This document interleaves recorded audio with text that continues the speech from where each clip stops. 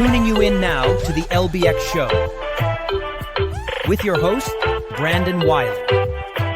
Brought to you by the LBX Collective, your community to connect, engage, and inspire.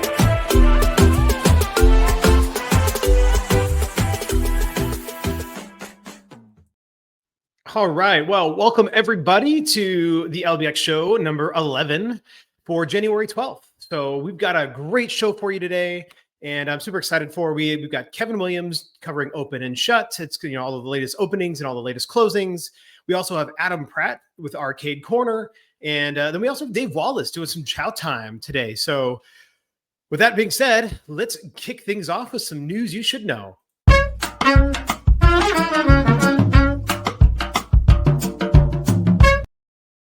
All right. Well, so for news you should know, first of all, we're going to kick things off with a little bit of LBX Galaxy. So if you remember, we launched the LBX Galaxy just before IAAPA Expo. And we, if you scan that QR code, if you're watching this, that'll take you to a form to go and fill out. But we've got the conversation really is beginning to kick up, and there's people posting in there, questions going in, discussions happening. And so you definitely want to get into the LBX Galaxy and check that out.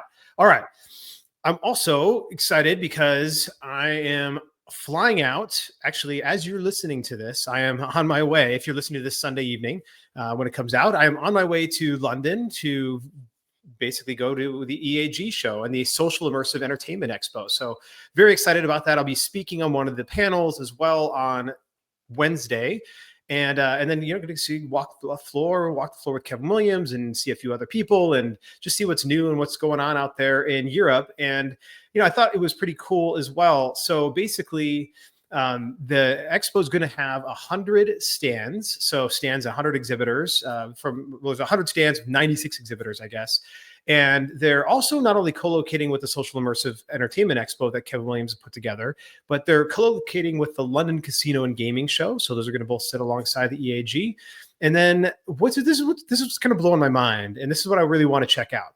They are saying that apparently there's gonna be like in excess of 1,000 product launches happening at this show. Like this is the thing that has got me a little bit confused. If there's only 96 exhibitors, and I say only, it's fine. It's like, but it's like amusement expo, right? So there's 96 exhibitors, but there's going to be 1,000 product launches. So that means every single one of those exhibitors is going to be doing 10 product launches on average. So anyway, we'll see if that plays out, but that is the apparent research that they've done, and that's what they're excited to talk about. But, whatever.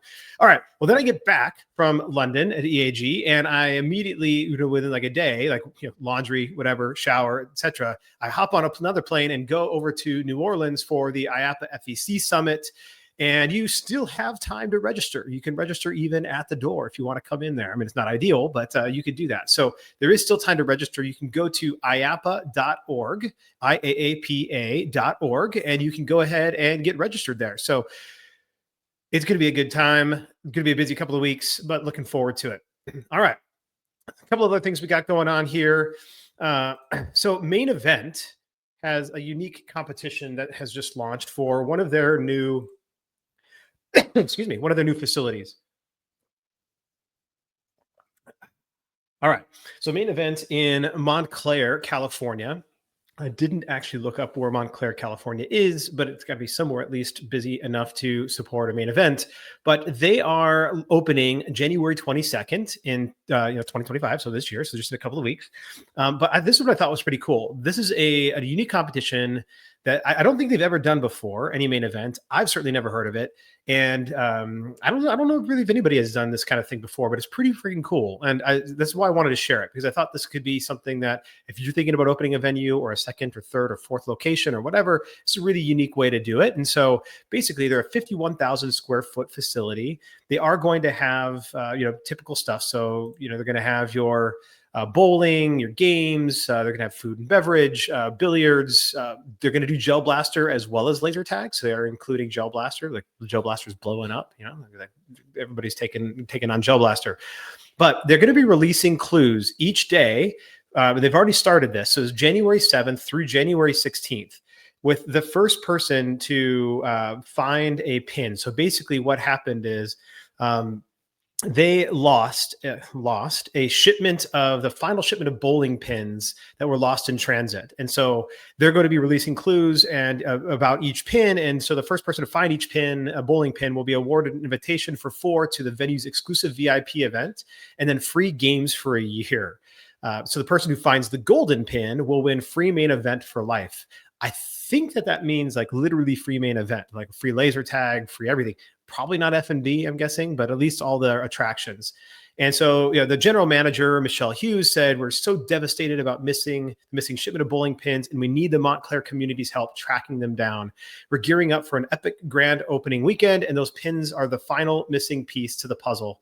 So anyway, just thought that was a pretty cool idea, and something that probably could do, replicate in other areas and other in other communities. So anyway, thought that was pretty cool.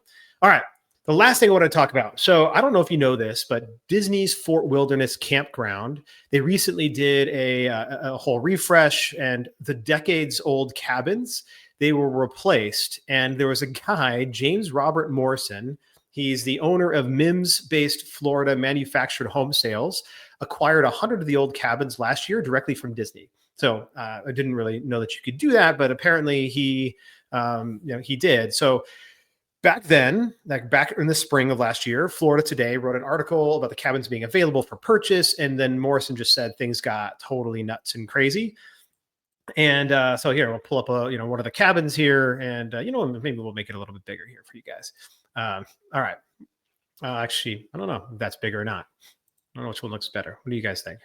All right. Anyway, okay. So I thought this was interesting. So he basically said it's 25 cabins. They have 25 cabins remaining of the 100. So you actually still can buy these things.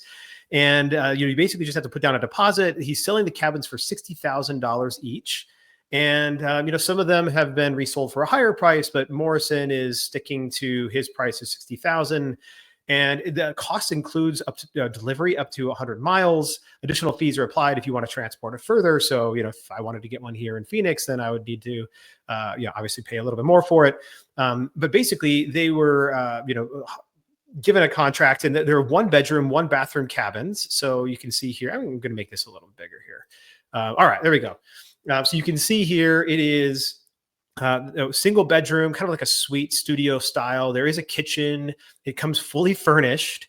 It comes with a mattress that's queen size bed, twin bunk beds. You get the kitchen table. You get the rustic looking chairs.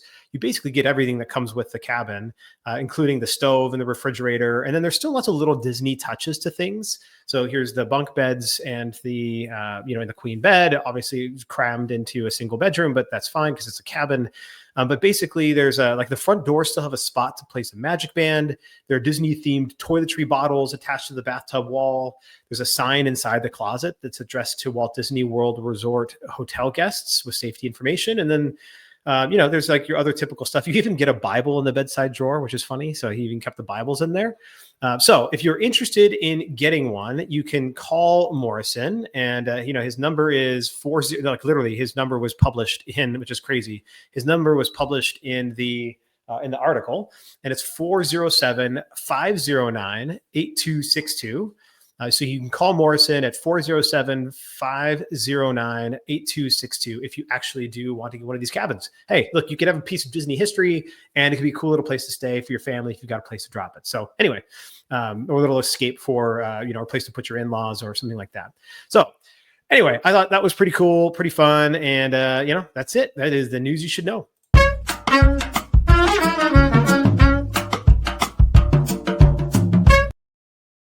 Okay. All right. So now we have, we're going to hear from Kevin Williams with Open and Shut, listening about all of the latest openings and closings that you could possibly imagine.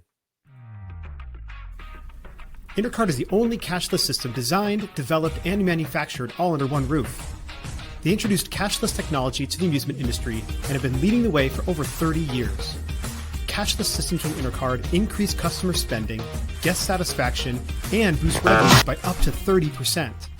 Intercard is so proud to be serving the amusement industry, and if you aren't already part of their global family of customers, they hope you will become one soon.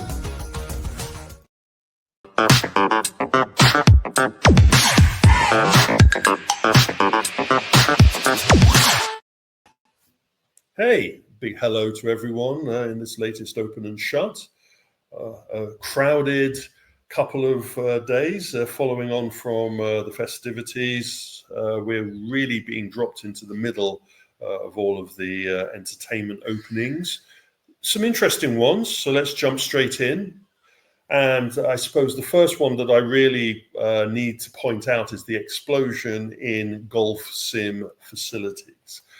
It is not just a trend, but a way of life. It feels that a lot of venues are opening that are including either their sim golf system as a core component of their entertainment offering or as a companion.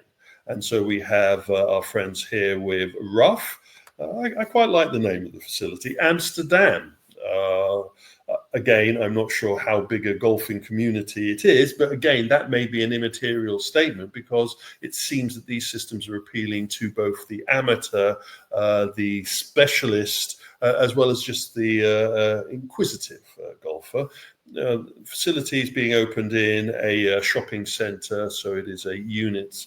It is also supporting a miniature golf components to it. So we have miniature golf, the golfing simulators, all in a competitive socializing environment. Then we jump over to Minnesota, and Minnesota gets a brand new 5-irons. Interesting one here that they are going, it's a smaller sized operation. It's actually going into an acquired space that has been refurbished and redeveloped and turned fully into a 5-irons. It's going to have 6 of these bays, as well as their putting green, which is a kind of physical attraction. But as we've been talking about previously, this one will also include some secondary entertainment, a pool table and shuffleboard, not major secondary spend elements, but still showing that the golf is being given support, as it were. This is 30 facilities, and our friends at 5-irons are in the news also regarding some of the investments that they've been making in support of the Tech Golf League that we mentioned in a couple of sound-offs back. They really are positioning themselves, as I think many golf simulator facilities are, to be supportive of the spend that we will see behind the TGL. It's going to be interesting to see how this market evolves. And we have another one throwing its hat in the ring, this time in Smallville. And Good Time Golf. It's an interesting one that it's actually going into a space near where there used to be a traditional amusement facility called Good Time Emporium that closed down in 2008. And they're sort of capturing some of the original name in their new venture. Again, golf simulators, again, aiming for a competitive socializing environment. Moving on, and we see the conversion of a department store space into an entertainment space. Zap Zone XL in Michigan will be opening its doors. It's quite a large facility, 158,000 square. And it's going to be a mixture of entertainment facility, a little bit of competitive socializing, a little bit of F&B, and some active entertainment. We're seeing this as a $15 million investment, so it's quite a large facility rollout. I get, the Zap Zone is a chain of facilities. They do both trampoline as well as entertainment. This is one of the first of the Zap Zone XLs, and it will be including a bowling component. It will be including adult entertainment. It will be including a wider entertainment mix, as it were. Again, one to keep an eye on. And we think that this will be followed up by another announcement in a couple of months' time. So watch this space. Our friends at Seattle have just seen the opening of Electric Castle's Wonderland. 30,000 square foot, so one of the largest. Now, from the information I have, this is the 5th of the facilities of this particular chain, and I have the information that they have opened the doors, though the website still says coming soon. So I may be a couple of days early on the opening of this facility, but it's got the go-kart, it's got the laser tag, it's got the amusement. A very interesting mix. Jumping back to the UK and London, and Electric Shuffle already has one facility in Canary Wharf, and they've just revealed that they'll be opening up another venue in the city. This one in King's Cross near the train station, as it were, the major hub. They're really beginning to gain momentum in the rollout of this gamified shuffleboard system. I've had the pleasure of keeping a very close eye on the Electric Shuffle rollout over the years, as they are kind of a bellwether of how this kind of entertainment approach is going to work. If you look at Electric Shuffle in comparison to, say, something like Flight Club, you'll understand that there are variances and differences in their approach, which are worth keeping an eye on. But, internationally, the company has 8 venues in operation, and this latest addition to the mix carries on their stylization and their entertainment mix. Parkies, interesting name. This one is going to be opening up in New Jersey, another large venue, 200,000 square foot. It is a complete entertainment mix, go-karts, track in there, bar, axe throwing, amusement. They managed to get some pictures from their mood document showing how they intend the site to look. They are planning this to be opened at the end of the year, but the full details is now become available, and I've included this. So be prepared to see Parkies appear again in December's Open and Shut. An interesting one here, Itsy Bitsy facility, Itsy Bit Arcade in Texas again. A very bijou, very small entertainment hub, a bit of retro, a bit of console, even a little bit of food, I'm led to believe from the information. But anyway, this is more of a family operation, mom and pops, as we would call them. And it's offering a nice craft entertainment environment, very unique. A little bit of shall we say bootstrap entertainment, to find a better word. We wish them a lot of luck with the opening of their facility, and they're also going to be including a lot of local artists' work into the mix. So this is a nice one to see appearing into the marketplace. Iowa gets Dog Bowl. Interesting. Again, I've only got the renderings for this. I haven't got the rollout pictures, but it's going to have darts. I'm not sure if it's going to be AR darts. It's going to have pool tables, it's axe throwing, amusement, along with the 20 lanes of bowling.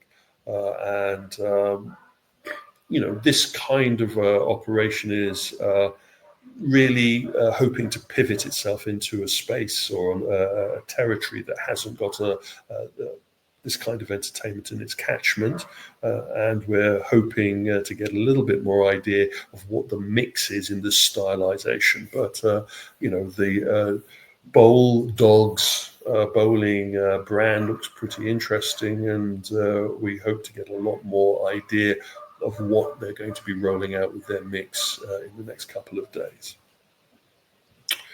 Flight Adventure Parks, part of a chain, 2,000 square, going into Charleston. I'm interested about this one because it's a redevelopment. The facility has already existed, but what they've done is they've put some investment into making it much more flight orientated. They've also dropped in some new attractions into the space, with what they call a Luna Park component. They have 8 sites, part of the flight chain. I've been looking at them, and most of them are active entertainment in their stylization, but it seems that this latest investment is to allow them to have a broader entertainment mix to their offering. And then pickleball. Oh dear, oh dear, oh dear. Well, we have Box Pickleball. Interesting one, New York. And their tagline, they want to be the Box Pickleball is like Top Golf for picklers. Yeah, okay. I couldn't find any gamification here. All I could find was indoor courts with some F&B component. Nice layouts, interesting mix, but with no gamification. I can't really call them a Top Golf takeover. But, we wish them the best with their 9 courts, and we'll like to see how this survives in a very crowded market in New York for entertainment dollar. Our friends at Amusement Entertainment Management have been working with our friends at Thrill Factory, and they've opened in Wisconsin their first site, 50,000 square. The Thrill Factory chain, I've tried to do some research here, and they have a number of facilities out in the sector, as far as I understand. I hope that they're all under the same Thrill Factory, and this isn't an outlier. But anyway, this is a very large facility, 50,000 square, not as large as some of the ones I've been talking about, but still quite a large utilization. Amusement, bowling, F&B, the standard formats, though something about this, the guys at AEM really are putting in the effort to try and make this its own effort. And if you look at the pictures on the website and on their Facebook, you can see that they've really gone for a high stylized presentation of the venue. Looking forward to actually getting a chance to walk around that site soon. Fun Hub, Canada. Interesting. It's got about 120 amusement pieces in it. It's got a very heavy VR component to it, a VR zone component. And it is part of a group of entertainment venues that are run by a VR entrepreneur. So this is an interesting addition to the Canadian mix, the Montreal mix, as it were. Again, it feels like it is amusement with VR being used as an attraction. And hopefully now the doors are open on the facility, we'll be able to get a little bit more detail on how the mix works. Dave & Buster's taking a lot of time here. We've already covered the changing in their management structure. Alabama, Mobile, gets its first Dave & Buster's, 30,000 square. This facility is interesting that it also includes the Social Bay component and is quite a flash new branding of the Dave & Buster's rollout. It is the flagship facility in that particular territory, so that they're going all out. This is 168 Dave & Buster's out there, ranging from Puerto Rico to America to Canada and India. Talking about India, of course, the Bangalore facility has thrown its doors open.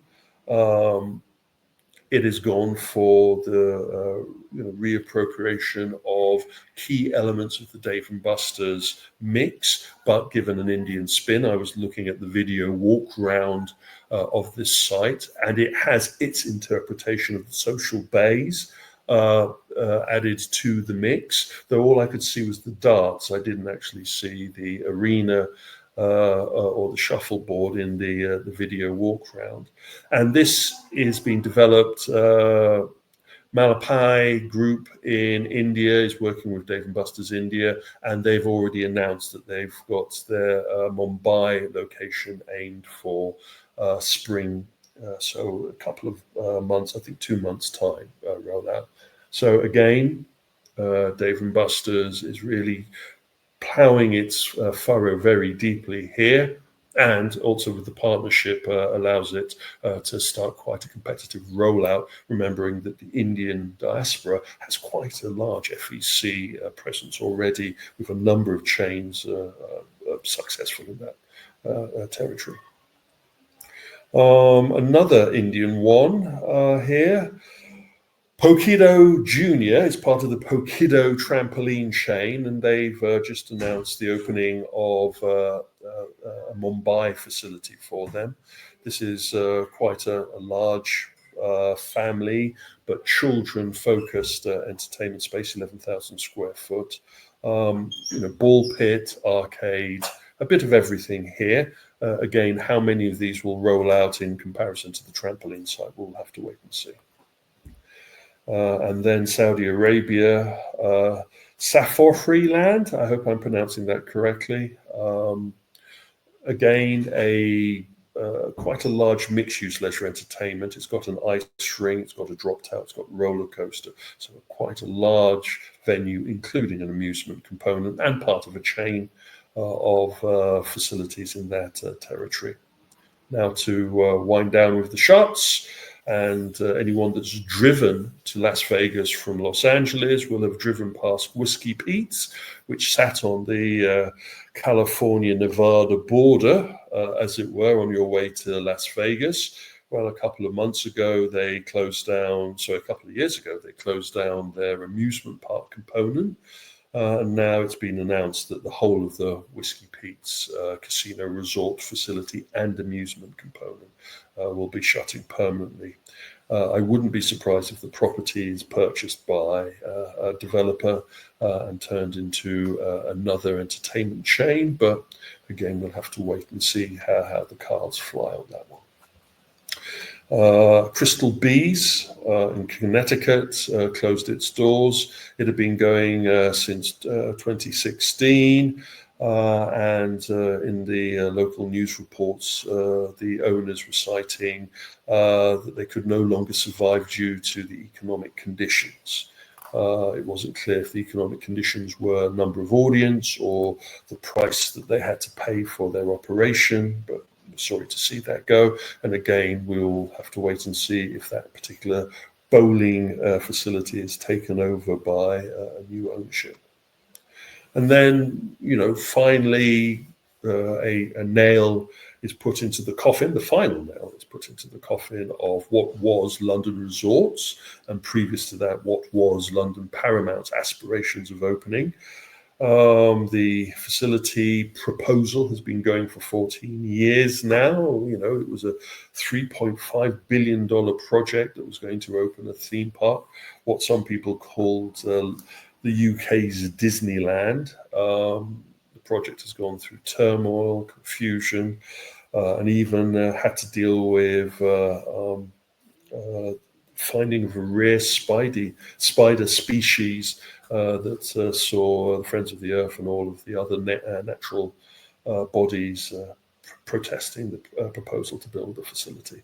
Anyway, Paramount, who had given their name to the property and project and had come back a second time after pulling out, had gone to the High Courts for unpaid license fees and capital, and the courts have ruled that the operation is to be wound down or wound up, as it were, and the debts to be reallocated. So the chances of the London Resort ever seeing the light of day have now been kiboshed.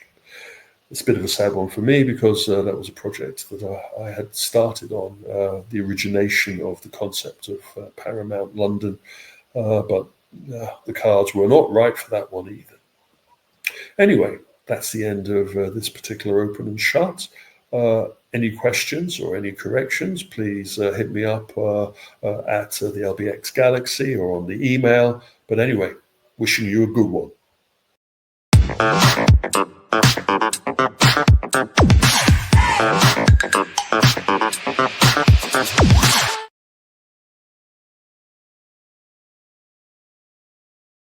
All right, we'll try that again. Thanks a lot for that, Kevin. So what I thought, one of the things I thought it was interesting is he talked a little bit about just golf simulators and how those are really beginning to pick up. And I do agree. I think that golf simulators and just sports simulators in general are definitely going to pick up. And I really loved the rough logo, the rough concept. You know, they had mini golf as well as golf simulator. So I think combining those two, I think with the TGL, the Technology Golf League, coming out, and with their first, they had their first week, and then I think there's another week, and then the third week, they're going to work out their kinks. So there's some things that weren't quite right about this first week, but anyway, I think with the TGL and really going, and people are going to want to come into these golf simulators, and so 5-iron is also one of those brands that's really moving forward very quickly. And actually, there was one of the latest videos on our partner friends, Fun Across America. So if you haven't been to the YouTube channel Fun Across America or funacrossamerica.com, they recently had a video where they went and visited a 5-iron golf. And so definitely would recommend going and checking out funacrossamerica.com and seeing that latest 5-iron golf video. It's about 8 minutes long. Nate walks around and talks about it and plays a little bit. And so you get a chance to see some of the 5-iron golf experience. But I definitely agree that golf simulators are coming down the line. I also thought it was interesting. I don't know. This wasn't interesting. Let me just be clear. Box pickleball. Okay, first of all, I'm not going to get on my pickleball rant here, but I will say I'm going to pull up their website here because, first of all, if you're going to go and do pickleball, especially if you're going to go and call yourself the top golf for picklers, then actually be the top golf for picklers and go and do that. So they are about as far from top golf for picklers as I can possibly imagine. I think where you start to get to some of that is like in the which one of them, electric pickle or chicken and pickle or camp pickle. Like at least there's a theme to it, and yeah, there's some cool graffiti and stuff on the walls here. But then what was like really terrible to me is I was like, okay, I'm going to check out their food, because they're a container bar and kitchen, and all right, maybe their food is good, but this menu is fucking terrible. So, pull up here, try to zoom in a little bit here, but basically their menu is like, first of all, it's Comic Sans. So I don't know who still uses Comic Sans for anything, but then it's not Comic Sans. And then is Comic Sans. And then it's red. And then it's 1.5 spacing. And then it's 1 spacing. And it's 2.5 spacing. And then, wait, what? Why do we have Times New Roman down here? And then a different font size entirely as well, like down here for beverages. So anyway, it's just so terribly done. And, it just would have taken almost no time at all to go and work up a decent looking menu before you go and you launch your website. So, and launch your entire thing. Like, I hope that's not what they're actually printing out and delivering there. So please, please, please pay attention to the little things. If you want to do a pickleball venue and you want to have a bar and a kitchen, okay, fine, go and do a pickleball venue, but don't do it in a shitty executed way, because that was what will drive people away. They're not going to come just because you happen to have a pickleball venue. It isn't build it and they will come. So maybe I am ranting a little bit here, but please, it's the little things, and having a menu that at least looks like a menu and not like you just quickly typed it up on Microsoft Word and then had a monkey type it up in Comic Sans isn't going to actually help you drive food and beverage sales or give any confidence whatsoever to your guests as they walk in the door. All right. That's enough on that rant, but hopefully you're able to take something away from it. Coming up after this quick break, we'll have Adam Pratt with Arcade Corner walking us through the latest in the arcade and amusements world. If you run a location-based entertainment brand and want to attract more visitors, check out Radius. They use real-time location data and customized marketing strategies to help brands like yours stand out. Radius can boost your foot traffic and build a loyal customer base. Plus, they're offering a complimentary local market analysis to show you exactly how they can help you grow. Curious? Visit radius.co and ask about your free market analysis. That's RAYDIUS.co.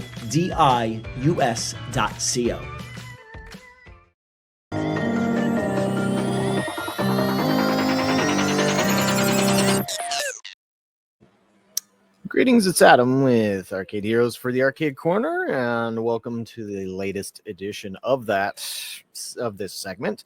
And last time I talked about the games that have been released in 2024, and today I'm going to take a look at the arcade and pinball releases for 2025. We actually already have 2 games that have been released that are available shipping now. Although not sure how quickly you might get them. It depends on the manufacturer and such. And then, of course, next week we do have EAG over in London, where there's going to be a lot of releases announced, although that will be focused on Europe and not North America. What I'm going to mainly focus on right now is North America. Usually there's a lot of overlap between North America and Europe, although in recent years we've been seeing some releases, particularly some redemption games that are only available in Europe, or at least they're available in Europe first, and then eventually they find their way over to North American shores. But for the most part, the 2 lists are fairly equal. So checking out our tracking page for that, the 2 of the games that have already been released. The first is Avian Nights by Alan One. So this game was at Alan One's booth at IAAPA 2024. You can think of it as a spiritual successor to Joust. It's not just a Joust clone where it's just doing Joust. It has new elements to it, 256 waves, backgrounds, music. You can attack with your bird once your knight's been knocked off. I mean, the basic gameplay is like Joust in that, you're flying giant birds and attacking each other. There's also a weapon system, which Joust never had, and you can update your weapons and such. And so that one is available now in both 2 and 4 player designs. And as far as I know, this one will ship out very quickly. I do have to say that the artwork on this one is really, really good. If you didn't see it at IAAPA, it's one of the best visual treats of an arcade machine that I've seen. It's really, really well done. But they have like a professional comic book artist that does all of their artwork for them in that regard.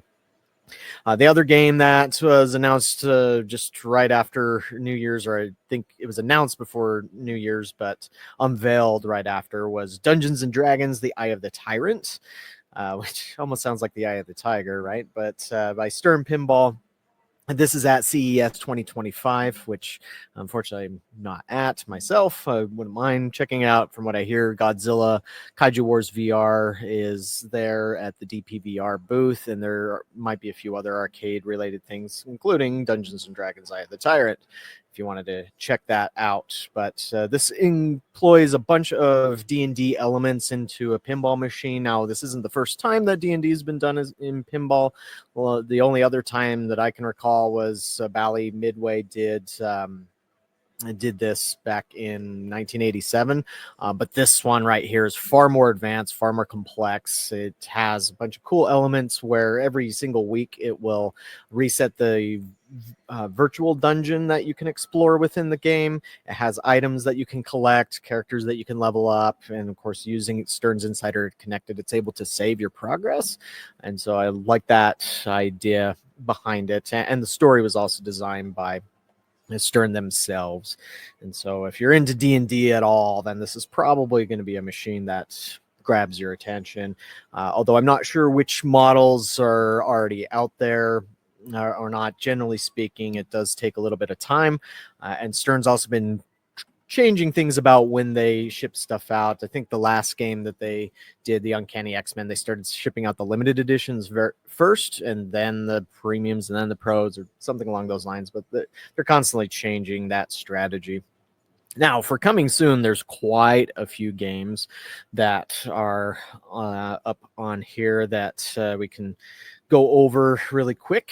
And now, it's always possible that some of these might be delayed into 2026. There's like this one right here, Alien Field 3671. I need to double check and see if that's even still in development, because I think this has been on my list for a few years already, and it just keeps showing up on the next list, but it doesn't get released for the X Arcadia. But X Arcadia, they do fill up a lot of this list, and that's the advantage of their platform, is where they sell cartridges that you can install into their system, and it holds up to 4 cartridges like the old Neo Geo MVS. That's allowed them to release a lot of content, but of course it is changed from what might exist out there as far as an early JAMA version from the 90s, like this first one, Air Gallet Exa label. That takes a somewhat obscure scrolling shoot 'em up, kind of like Raiden, and they're updating it, giving it a director's cut. And so these little symbols that I put here, AE for arcade exclusive, AEC would be our arcade exclusive content, although I think with this game it would probably be proper to just call it arcade exclusive. Alpha Ops VR Strike by 3 Mindwave and Sega Amusements is coming to us in April and May. That was at IAAPA, although the build that was there was about 70% complete. From what they had told me at 3 Mindwave, that there was going to be some significant changes made to the cabinet so that it was going to look a lot different. And I know that some of the Sega reps were also wanting to change the marquee because apparently it was very difficult for them to install, so they didn't want to have to spend some hours working on that. Angry Birds Fury Road, I'm not sure when this one is going to be shipping. This was at IAAPA over at the DOF Robotics booth and their first arcade game, but I should be finding out next week sometime when this will be shipping. I assume it'll be within the first quarter, but if I don't know, I'll just put TBA to be announced. Asuka 120% Burning Feet Excellent for XR Arcadia, also TBA.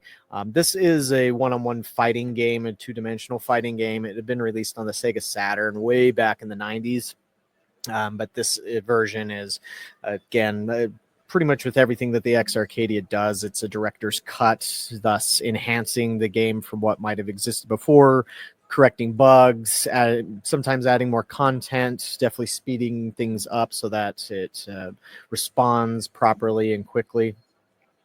Atari Recharge titles by Alan One. There's a few. I do know what they are personally because I've been doing some work with Alan One, and as a disclaimer, I guess I should have said that earlier with Avian Nights, but until they're announced, can't say what they are. But there's going to be a lot of content coming from Alan One here pretty soon. Another one-on-one fighter for the X Arcadia is Axel City 2: The Final Storm. This game already exists for their platform, but this Final Storm is a major content update, adding more characters and such. You can kind of think of it as Street Fighter 2 as far as how it plays and to some degree how it looks as well. And I know from reports in Japan, this has been earning very well. Bigfoot Smash, just got an email this morning saying that they're taking pre-orders for it now, and it's shipping out in March. And this, I should say most of these were at IAAPA, including Bigfoot Smash. And so this is the third in their Bigfoot series that they've done, but it puts all the action on one screen and handles up to 3 players. Did find it interesting how they would narrow the other players who weren't active, like a CPU player, down to a smaller screen for you. Bunny Bomber Blast is kind of like Dig Dug meets Bomberman for the XR Arcadia. It's very retro style, and it should be one of the cheaper games, somewhere around $500 to $700 for the cartridge. Carnival Shot by Eunice. This was a redemption shoot 'em up game where you're shooting at the screen with a light gun, but kind of carnival style, shooting at different targets and such. But I was very impressed with the graphics. It also has a capsule, or they showed the capsule model at IAAPA, but they also have a ticket redemption version. Chaos Code Nemesis Experiment, that's a sequel to the first Chaos Code that was on X Arcadia. It kind of looks like Marvel vs. Capcom to some degree, but probably closer to if you're not into fighters, some of these names won't make sense to you, but Blaze Blue or Guilty Gear is kind of what that's close to. Chef It Up. This was a very innovative indie game that was at IAAPA. Had a small booth there right behind Jersey Jack Pinball, but very innovative, where you're running a kitchen, and each station with a screen on it of the 4 was a different station within the kitchen, and then having up to 4 players, each person had a different responsibility, different controls. A lot of fun. Cotton Rock and Roll 2 is a scrolling shoot 'em up that's coming to X Arcadia.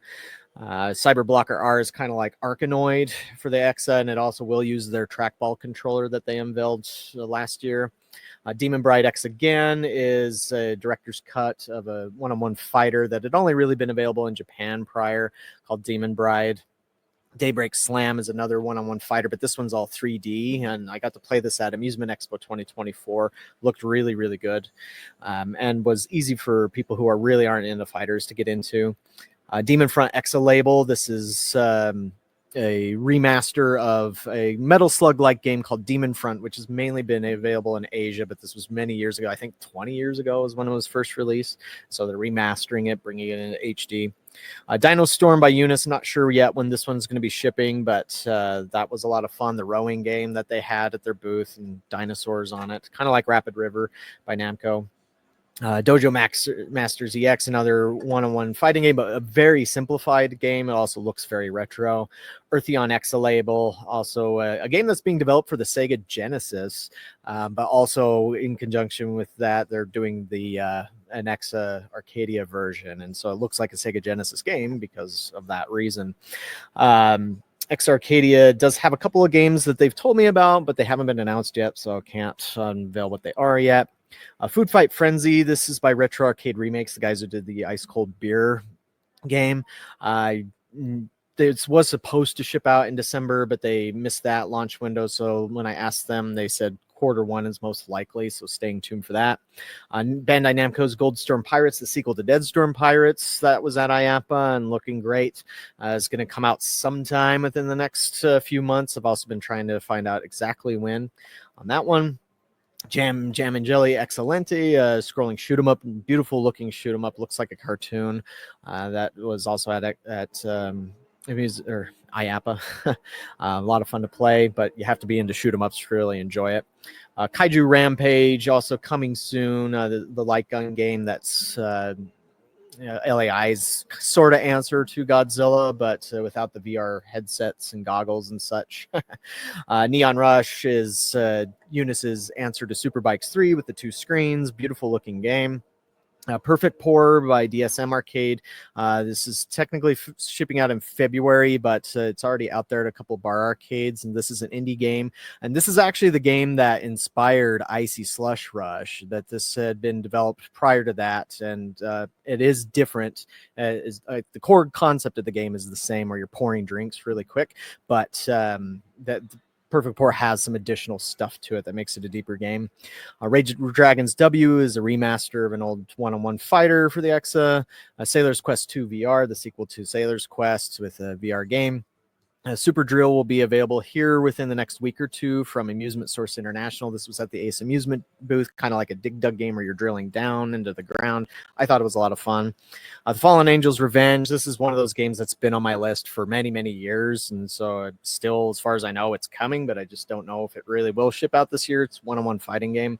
And same with Vanguard Princess R. It's one-on-one fighting game. This was announced last year, but somewhat obscure. LAI Games in the replay for IAAPA, it mentioned that there was going to be this kind of mixed reality shooter at IAAPA, but it wasn't there, and it'll be at Amusement Expo. But I was told it's not mixed reality; it's more VR.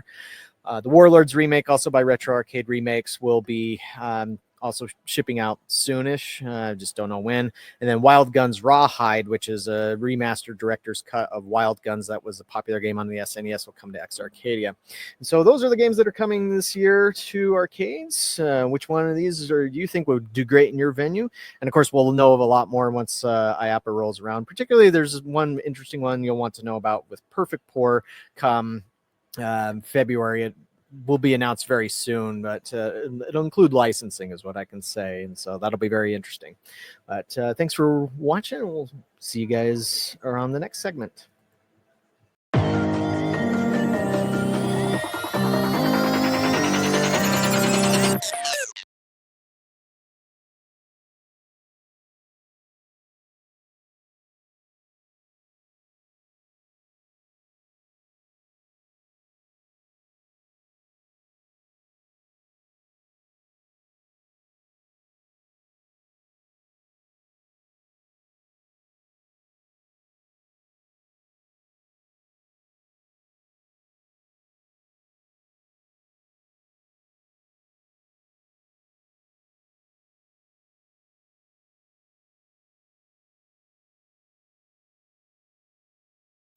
God damn it.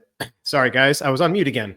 All right. So thanks a lot, Adam, for that. Sorry for anybody who was listening and just wondering why it was so dead silent. And, there's this guy just rambling on screen.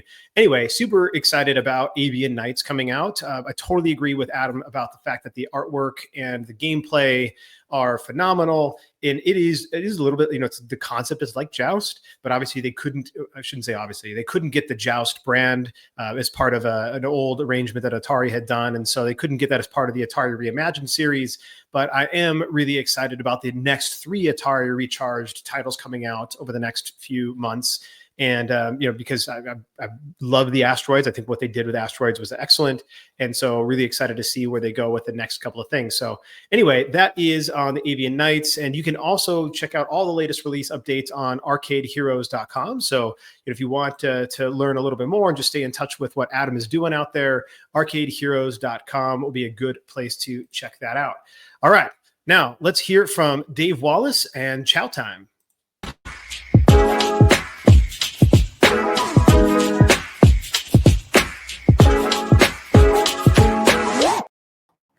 Hey, welcome back to Chow Time. Today, I wanted to dig into the details of if you're looking to get in the kitchen, getting into food, do you want a vented or ventless kitchen? Essentially, what that means is, do you want air fryers and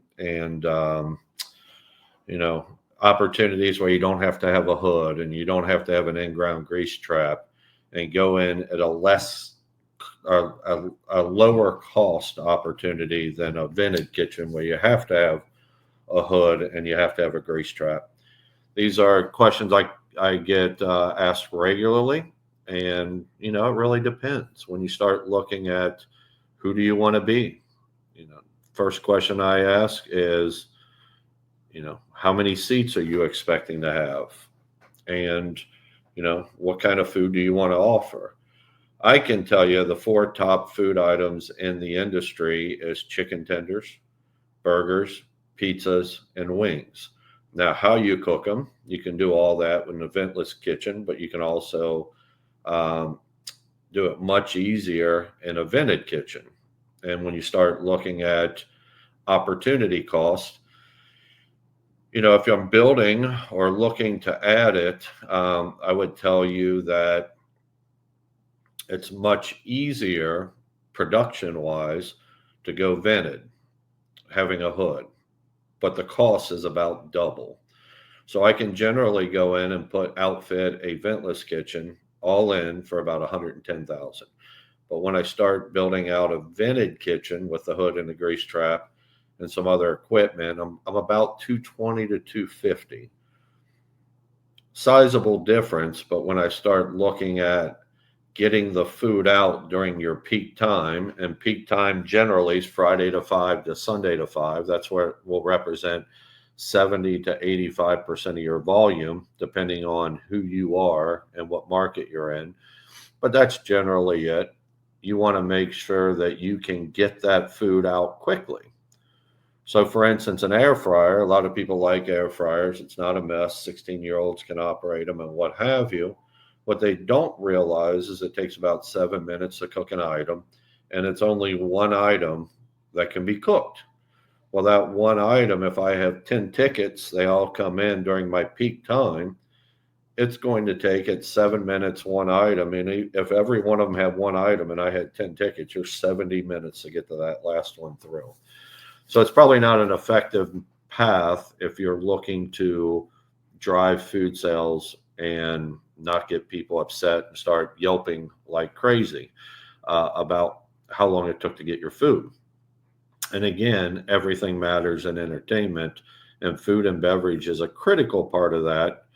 In some of our locations, we're seeing food and beverage exceeding 70% of our total revenue. Now, every property is different. You could be a kid's place, you could be a skating rink, you could be bowling-based entertainment center, Topgolf type concepts. You can be a little bit of everything. But the critical factors is production. Can I get it out quick enough within that 15-minute window, which is the comfort zone? And during my peak time, and if I can't, then, you're going to unfortunately possibly suffer consequences of people being upset. I would also look at how many seats you're going to have in your dining room. I can tell you whether it's a dining room, whether you're putting seating around in an arcade, on the bowling lanes, I can put 6 people on each lane. All of those matter, because when that food comes in, on a Saturday, if I have 220 seats and all that food comes in during my peak time and keeps coming over and over again, I got to be able to get that food out. If I have a hood or a vent, I have fryers. Everyone knows what fryers are, but I can drop food in bulk and pull those up. They usually have 2 baskets per fryer. And if I have 4 fryers, I can cook 8 different things at the same time. And it takes 3 to 5 minutes to cook those items. And I can dump them and drop them again. So why I say this is, looking at moving into this space, make sure that you understand that upfront cost, even though it might be a little bit more expensive, in some cases a lot more expensive, understand the consequences of the action. So, we've done a lot of kitchens where it's as big as a closet, and I just have a pizza oven, a 3-shelf pizza oven, a make table, a 3-compartment sink, and a refrigerated unit. And that's all I need, because you don't need a lot of food in a small place. But if I'm going to outfit a place where I have full service everywhere, our average kitchens run about 2,000 square feet. So, but, I got properties that are doing $3 million in food and beverage. Actually, I have one property doing $6 million in food and beverage. So I need a large outfit. I need to have the right staff, and I need to have the right equipment to do that. And looking at staffing opportunities, you can go in with a small kitchen and I would at least have a supervisor out of that kitchen that's going to do your schedule, do your ordering, make the food. When they're not busy, they can be a kitchen employee. But when you go into a full kitchen, you got to understand that, shrinkage can happen pretty quickly. Stuff can walk out the back door. They can over prep items. They can over order items. They can under order items. So having a kitchen manager that is fully salaried position that can do all those things for you is critical. And in our world, we're very niche in our industry, and we're very fragmented, from a skating rink to Disney, a little bit of everything. In a restaurant world, if you drop a pin where you are right now and go out about 10 miles, there's probably 1,000 restaurants that, 1,000 restaurants are eateries of some sort. It could be a Burger King. It could be anything, a diner, a full service restaurant. Why I say that is there's a lot of information that can help you when you're building out your kitchen that's online, as well as the food distributors that can actually make the food for you, help create your menu, help design your menu, and give you a lot of information that you need to be successful. Some pitfalls, I would say, is if you're going to go down this path, is do not hire a kitchen designer to design your kitchen. They've never worked in a kitchen. They're designers, they're engineers, they're architects. So, and then a lot of traps you get caught into is they'll say, we'll design your kitchen, you just have to buy the kitchen equipment from us. Red flag. That kitchen equipment can cost 300 to 400% more than if you use a group like KTOM or Proctor that can help design your kitchen for a fee, which is usually about $5,000. They'll give you all mechanical, electrical, and plumbing that you need for the city, for your construction docks, for that $5,000 fee, and they understand the food and beverage. And then you can always hit us up. I have a full culinary department and bar services department on staff. No charge. You can say, what do you think about this? just hit my email and request a consultation for free. And I can look at it and kind of give you my 2 cents, what it's worth, as another set of eyes to understand if you're on the right track or not. And again, this isn't coming from a point of ignorance, but you don't know what you don't know.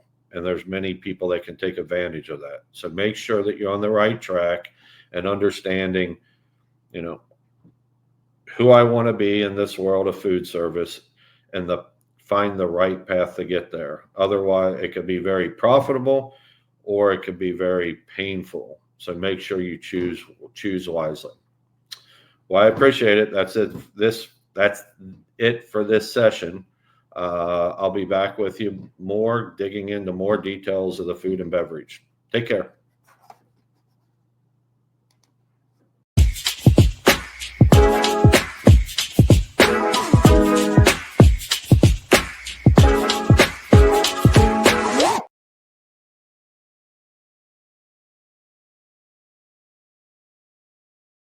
Man, I am on fire today with the mute button. All right. So I need somebody like sit there and remind me or something like that. I don't know. All right. Well, anyway, thank you, Dave Wallace, for that. And if you did want to learn more about what to do and kitchen design, that kind of stuff, like he said, you can definitely reach out to him.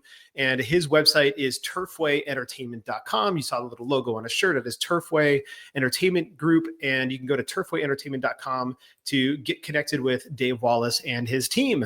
All right. Well, that wraps up our show here in just a moment, but stay tuned for next week. I'm really excited about next week's episode. We are going to be doing an EAG review. So very similar to what we did with IAAPA Expo review. So Kevin and myself, and we'll see who else we get on to the show. We're going to go basically do and say, hey, what did we see from the EAG show? What did we think? What did we like about it? You know, all that kind of stuff. So we're going to do a special EAG review next week. So stay tuned and have a phenomenal time. And this is Brandon Willey signing off. Stay tuned and keep kicking ass.